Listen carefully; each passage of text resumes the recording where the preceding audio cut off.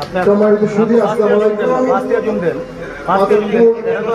উপজেলা এবং অন্যান্য উপজেলার আয়োজনে আজকের এই তাৎক্ষণিক উপস্থিত সংবর্ধনা অনুষ্ঠানে উপস্থিত হতে পেরে আমি অত্যন্ত আনন্দিত। আহমেদ সাহেব এবং অন্যান্য যারা এই আয়োজনটা করেছেন তাদেরকে বিশেষভাবে ধন্যবাদ জানাচ্ছি। আমরা সকাল 8টায় রওনা দিয়ে আবার 12টার মধ্যে এখানে আসার কথা। আপনাদের সাথে আনন্দ ঘন 1 ঘন্টা সময় কাটাবো, গল্প গুজব করবো, আপনাদের কথা শুনবো।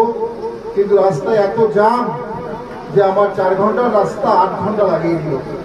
দেশ এভাবেই চলতেছে, 4 ঘন্টার গাড়ি 8 ঘন্টায়ও যাচ্ছে না, দেশ চলছে না।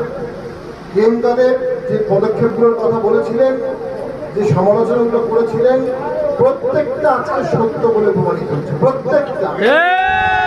এবং ওদের ভবিষ্যতেও জিএমকাদের যে ভবিষ্যৎবাণীগুলো দেশ নিয়ে করছে সেদিকেই দেশ যাচ্ছে। আমরা মনে করি যদি আমরা এখনো সতর্ক না হই, যদি এখনো আমরা দেশ বাঁচানোর জন্য চেষ্টা না করি, তাহলে ভবিষ্যতে আমাদের জন্য চরম অশুভ সংকেত আছে। এই অশুভ সংকেত থেকে দেশকে বাঁচাতে জাতীয় পার্টি মাঠে নেমেছে। ভাইরা আমার, আপনারা মাঠে একটু পড়ে দাও, আপনারা মাঠে নেমেছেন।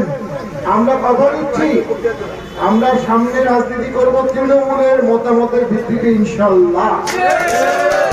যদি কেউ এমপি ইলেকশন করতে চান, তাকে ওয়ার্ড কমিটি করতে হবে, তাকে ইউনিয়ন কমিটি করতে হবে, তাকে উপজেলা কমিটি করতে হবে।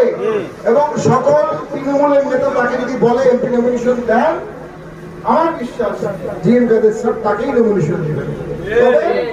এই নমিনেশনের আমি মনে করি তো আপনারা যারা ভোট করতে চান তাদের সাথে যোগাযোগ করেন। আপনারা যারা ভোট করতে চান যোগাযোগ করেন।